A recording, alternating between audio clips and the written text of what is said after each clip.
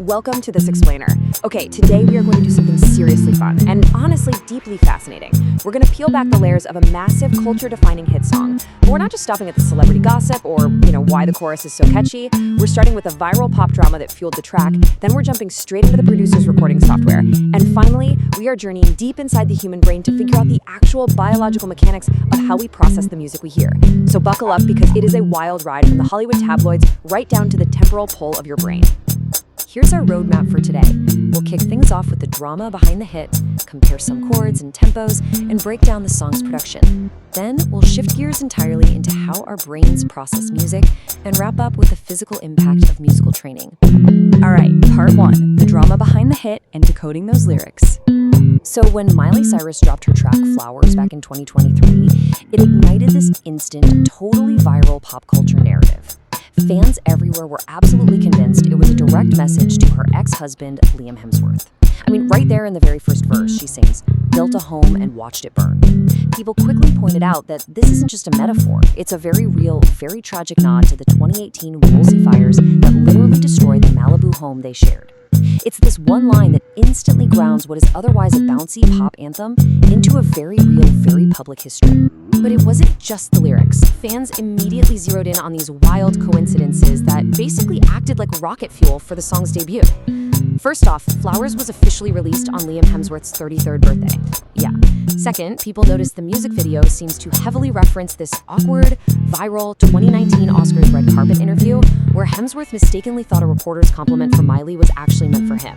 And lastly, the whole chorus of Flowers plays like this direct lyrical mirror and a total message of empowerment in response to Bruno Mars's massive ballad, When I Was Your Man. Which brings us to part two, comparing chords and tempos. Is it actually a copycat? That Bruno Mars connection sparked a really fierce debate online. Like, did Miley just straight up rip him off? Well, when you actually look at the sheet music, the structures are vastly different. Flowers drives forward at a really upbeat 118 beats per minute, while When I Was Your Man is a slow ballad, sitting way back at 73 BPM. And sure, yes, they both kick off with an A minor chord, but as music theorists are quick to point out, A minor is basically the foundational emotional anchor for like tens of thousands of sad pop songs. When you break it down, the melodies, the rhythms, and the underlying musical architectures, they just don't match up.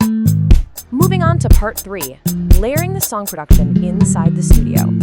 So how do you actually build a track that sounds timeless but also completely modern? If we look under the hood inside a digital audio workstation, it is an absolute masterclass in tension and release. The producer starts it off super simple, just some basic chords on a keyboard.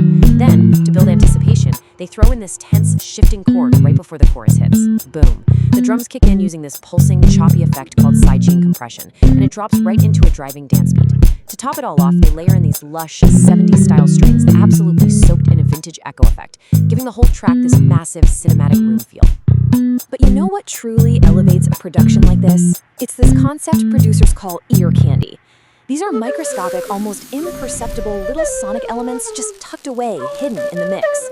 We're talking pitched glass percussion hiding out in the verses, or a heavily distorted organ buried under the lead vocals, or even just a super quick reverse sound swell right before transition.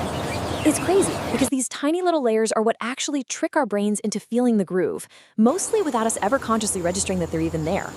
And all of this brings us to a really massive question. Okay, we know exactly how a song is built inside a computer. The tempo, the chords, the hidden ear candy. But how does our biological hardware, the squishy human brain, actually decode this incredibly complex puzzle? Let's get into part four, how brains process music, the hierarchy of hearing. To wrap our heads around this, let's look at a groundbreaking study from Nature Communications. Researchers actually used a generative AI model trained entirely on Bach piano pieces as a sort of mirror for the human brain. They found that in the deep layers of the AI, it creates what are called disentangled musical features. Basically, it separates out the pitch, the duration, and the overarching identity of the piece. And amazingly, the human brain does the exact same thing.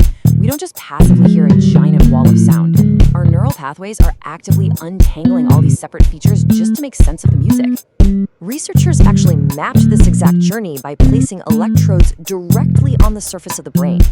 They saw that right at the primary auditory cortex, the processing is pretty shallow. It's mostly just handling basic acoustics.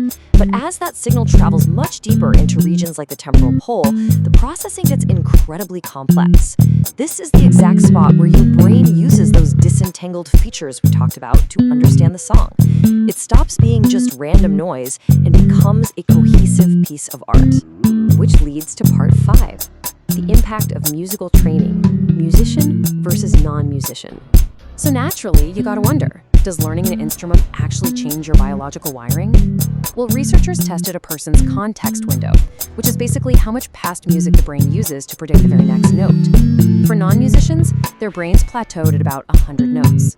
But expert pianists, their brains successfully integrated context up to 300 notes.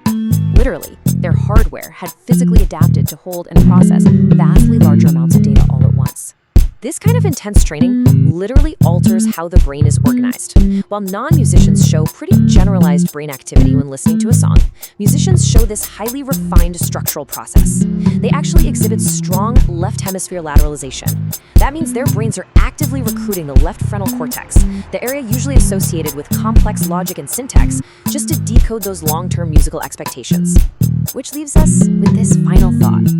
The next time you turn on the radio, you hear a massive pop track like Flowers, and you find yourself just naturally tapping your foot, ask yourself, are you just casually enjoying a catchy melody born out of some celebrity drama? Or is your left hemisphere secretly working overtime, actively disentangling complex acoustic features and flawlessly predicting the next 300 notes without you even realizing it? The human brain really is the ultimate producer's studio. Thanks so much for joining me on this explainer. Keep feeding that curiosity, and I'll catch you on the next one.